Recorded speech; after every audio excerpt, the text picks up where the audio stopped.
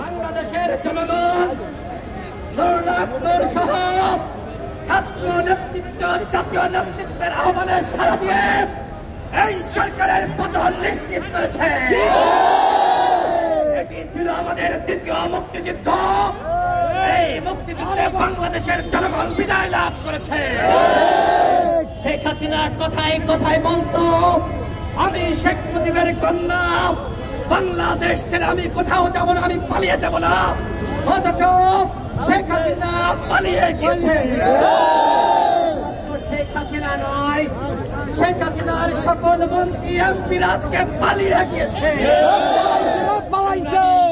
সংগ্রামী সাথী বন্ধুগণ, আজকে দেখেন বাংলাদেশের প্রত্যেকটা অলিতে গলিতে আজকে মিছিল শুরু হয়েছে। বাংলাদেশের জনগণ রাজপথে নেমে এসেছে।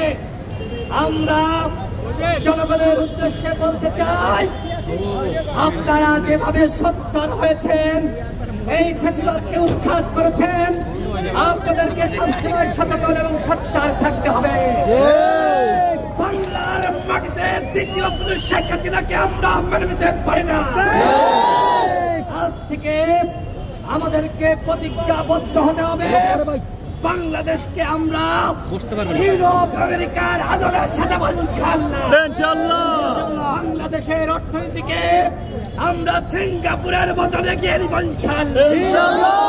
আর তার নেতৃত্ব দিবে গণ অধিকার পরিষদ, এদেশের তরুণ নেতৃত্ব, এদেশের ছাত্র নেতৃত্ব। সংগ্রামী সাথী বন্ধুগণ, আজকে আমরা দেখতে পাচ্ছি সাম্প্রদায়িক দাঙ্গার কাঠ খেলা হচ্ছে।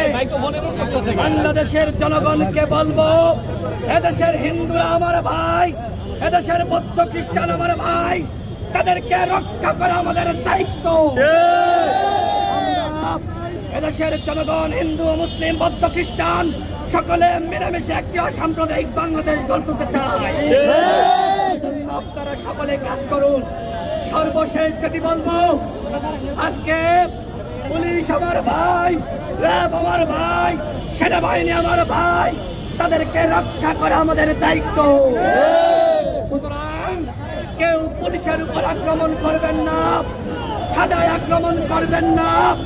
আমরা শান্তিপূর্ণভাবে থাকতে চাই, দেশ গঠন করতে চাই। এই দেশ গঠনে আপনাদের সকলকে ঐক্যবদ্ধ থাকার আহ্বান জানিয়ে আমি আমার বক্তব্য শেষ করছি। আপনারা জানেন গণ অধিকার পরিষদের উচ্চতর পরিষদের সদস্য আবু হানিফ, যাকে র্যাব তুলে নিয়ে গিয়েছিল, নির্মমভাবে নির্যাতন করেছে উচ্চতর পরিষদের সদস্য, গণমাধ্যম বিষয়ক সম্পাদক আবু হানিফ আপনাদের মাঝে পর্যায়ে বক্তব্য রাখবেন। এই স্বৈরাচারের বিরুদ্ধে আন্দোলন করতে গিয়ে আমাদের র্যাব তুলে নিয়েছিল।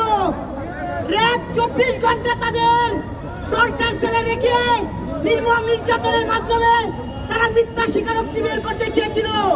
কিন্তু আমি বলেছিলাম, আমার শরীরে এক ফোঁটা রক্ত থাকতেও আমি কোনো স্বীকারোক্তি দিব না।